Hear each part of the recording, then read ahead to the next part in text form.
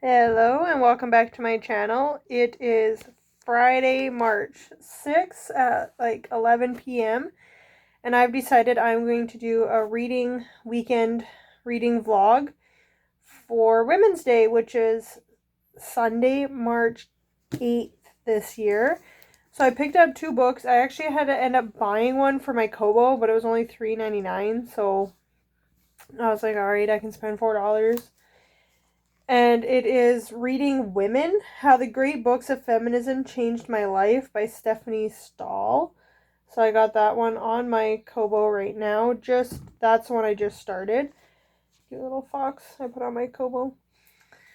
And from my local library, I picked up Half the Sky, Turning Oppression into Opportunity for Women Worldwide.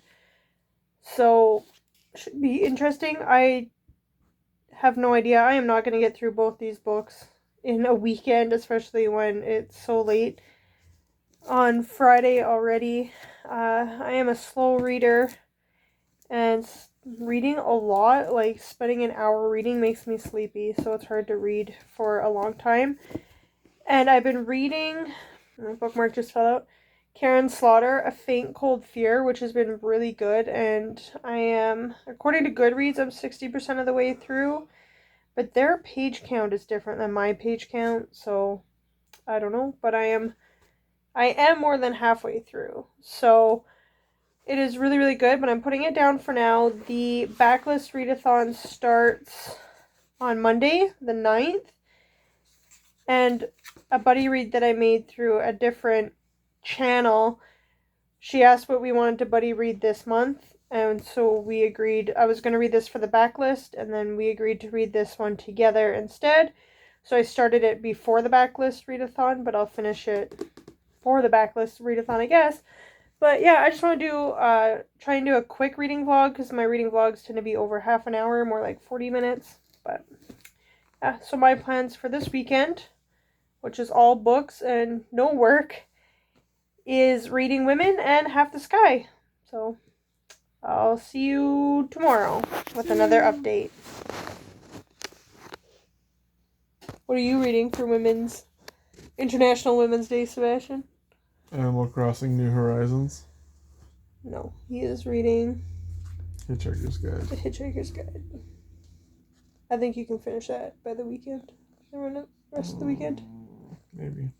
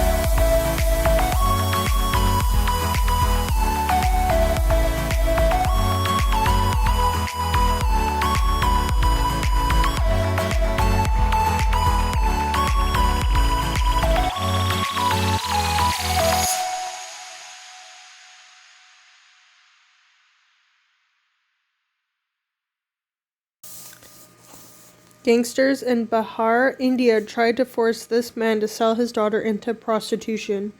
When he refused and the girl hid, they destroyed his home. The aid organization Apni App Women Worldwide is helping the family.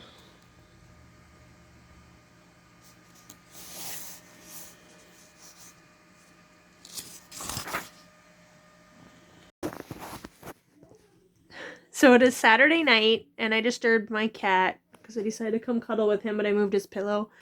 aka my pillow. Anyways, it is like 8:45 p.m.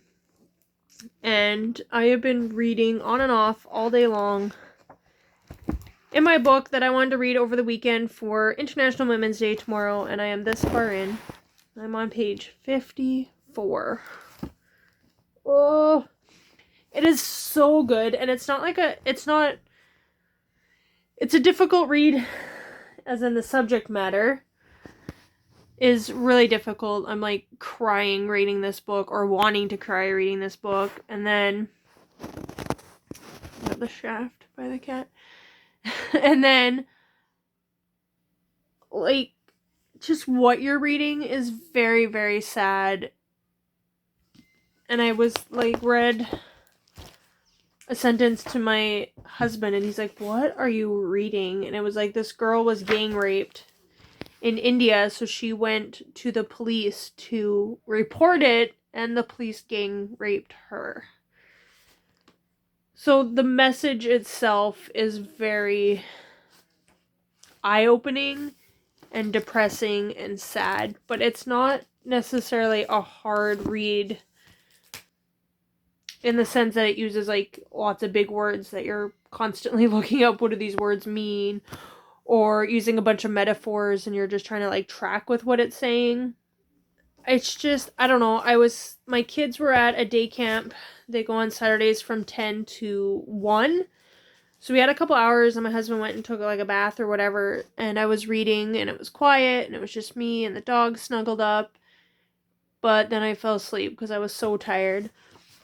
And then I was trying to read a little bit earlier, but the kids are home and my husband's playing a video game with them and stuff. So then it was kind of distracting and loud and just harder to read.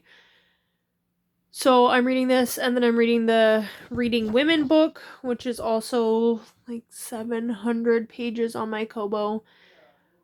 So I don't know, like I said, I'm not going to get through these two books by the end of tomorrow, like in the next 24 hours. That's not going to happen. And then on Monday starts the Contemporary-a-thon. So I don't know, or not contemporary, but the backlist readathon. So these are not on my backlist. So I don't know what I'm going to do, if I'm just going to put them aside, read my backlist, and then come back to these. But I was hoping to do like a really quick reading vlog just for the weekend, but I'm such a slow reader. And this was a good weekend to do it too, because my husband is home and helping with the kids, and the kids had, like I said, their Saturday day camp kind of thing. But then I also had Bible study with a couple friends, and I was there from like 1:30 till my husband picked me back up at like 4:30. So it was 3 hours of not reading my book. But I'm also working on a cross-stitch bookmark that I need to send out for a gift today, which will get sent out Monday instead. But anyways, that's a whole other story. Yeah, so that's my quick update. This talks a lot about the sex trafficking industry and stuff, and I think this book came out in like 2009, so the statistics and stuff are probably just a little different now, but it's still a really eye-opening book and an important read, and definitely something that I can get behind when it comes to feminism. I don't call myself a feminist in the same way that some people don't like words like Christianity or I'm a Christian, because people like attach a bad meaning to it, and they're like, "Oh, you're a Christian, you must be this certain way," which is seen as like really negative and bad, and people don't want to be seen like that, obviously. And feminism, to me, I hear it and I think of just women complaining about things, that there are some things that are important, like it is important that women get paid the same amount for doing the same kind of work, that have the same education, all that. Equal wages is important, yes. And rights, abortion rights, and things like that are important. But sometimes it just feels like some women are complaining about things maybe just to get attention, and it just doesn't seem as important. And the problem is those are the ones that are getting heard. and are like on YouTube or in the news or in the media, and I'm just like, that's stupid. I don't want to be associated with feminism. But really, like, when I read books like this, I'm like, yeah, this is where equal rights comes in. This is where the important stuff is that I want to get behind and help. He talks a little bit in here about Western feminism versus the problems in here. But I watched a movie, like a documentary a while ago about, it was probably 5 years ago now, because my son wasn't born yet. I don't even know if I was pregnant with him. It might have been when our 6-year-old was a baby. And it was called It's a Girl. And it was on Netflix. And then when I went to go show my husband, they had taken it off Netflix. So we requested it from our library and they had to get it in. But basically, it talks about China and India and how girls are not welcome there. Just that boys are more valued and wanted in those areas. And with the use of, and it talks a little bit about that in here, with the use of ultrasound technology, how people would choose gendered abortions, which there's kind of the debate, is it better for you to abort the child as a fetus or wait until that child is born? And then they don't necessarily kill the child when it's born. In this book, they're just saying, like, those babies, the female babies, won't get the care and the attention that a male baby would, so that they usually die as infants or before toddlerhood anyways. So they're just more neglected after they're born. So is it better to have the abortion before, kind of thing?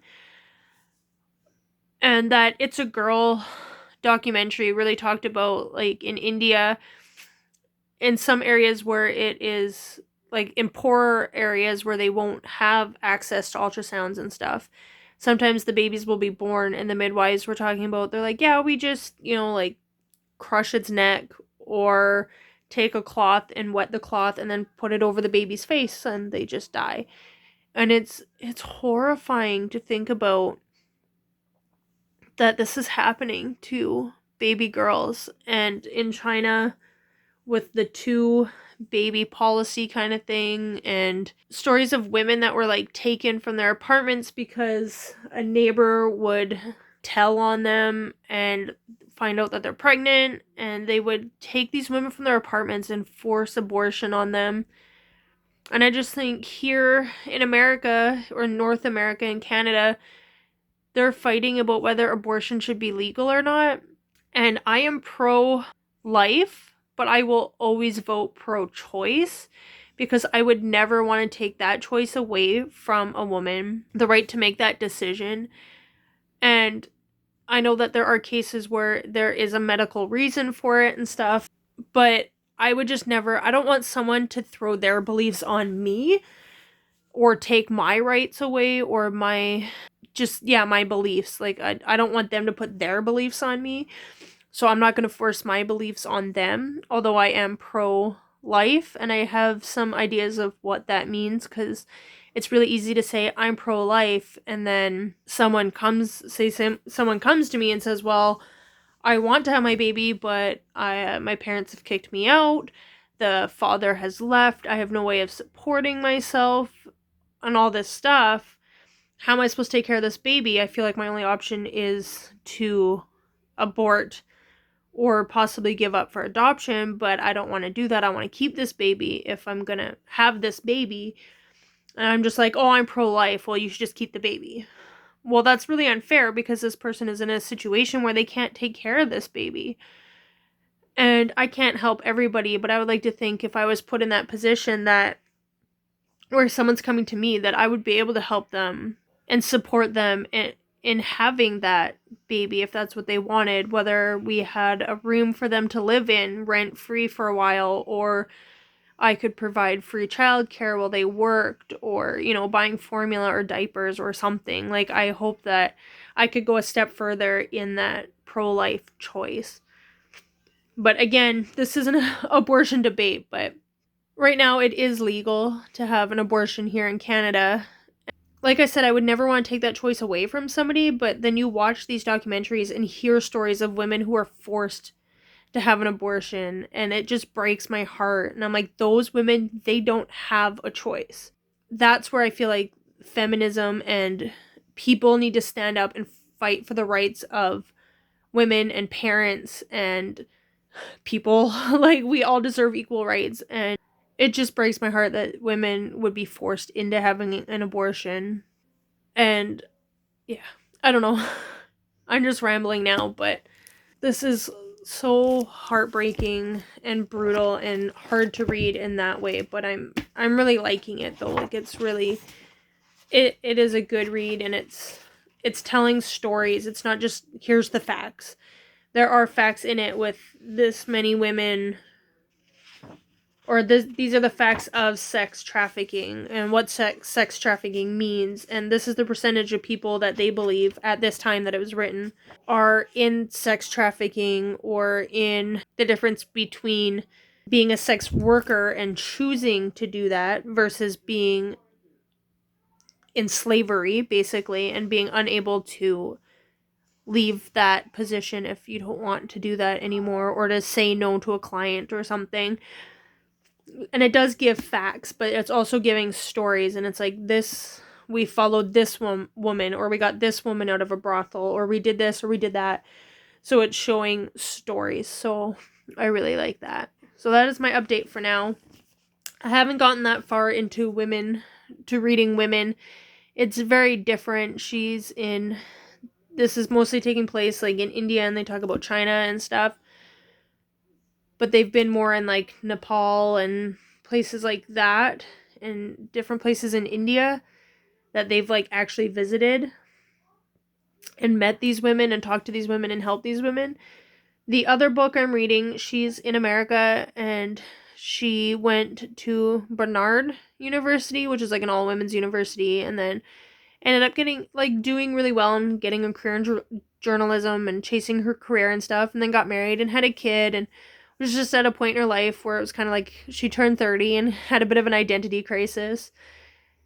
And she's found some old tech, like she went to the bookstore and was looking up all these feminist books and everything, and seeing like where she fit in as a wife and a mother, and trying to find her identity again.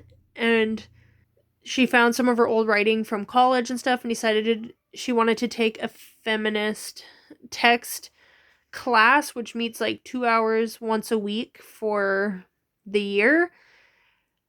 And they read all these like old feminist texts, like the feminine mystique. And so she's just starting that now in the book that I'm reading. So it's kind of interesting. And I picked it up because it's talking like she's a wife and a mother to a daughter, reading about especially like the old like second wave and third wave feminism, which I don't know the different waves. I'd have to look into it again. But I like the idea that she's a wife and a mother like I am, and just trying to find her identity between wife, mother, career, feminist, and stuff like that. So I'm interested to keep on with those. So that's my update right now. I'm going to read for a few minutes, and then I think my husband and I are going to watch Civil War, because starting next week I'm not going to be watching any TV or anything as I read for the readathon. And even with limiting my technology as much as possible, I get through like 3 books in a week. So yeah, it'll be good. But we're watching Civil War. That's what's up next. We just watched Ant-Man yesterday, and I think it was Guardians of the Galaxy, and then Ultron, and now it was Ant-Man, and now Civil War is next. So I'm excited. That's one of my all-time favorite movies. So talk to you later when I have another update. Female infanticide persists in many countries, and often it is mothers who kill their own daughters. Dr. Michael H. Stone, a professor of clinical psychiatry at Columbia University and expert on infanticide, obtained data on Pakistani women who killed their daughters. He found that they usually did so because their husbands threatened to divorce them if they kept the girl. For example, a woman named Shahnaz poisoned her daughter to avoid being divorced by her husband. Perveen poisoned her daughter after her father-in-law beat her for giving birth to a girl. Yet sometimes women in Pakistan or China kill their newborn daughters simply because daughters are less prestigious than others. Rahana drowned her daughter because girls are unlucky. As for wife beating, one survey found support for it from 62% of Indian village women themselves. And no group systematically abuses young women more cruelly than mothers-in-law, who serve as household matriarchs in much of the world and take charge of disciplining the younger women.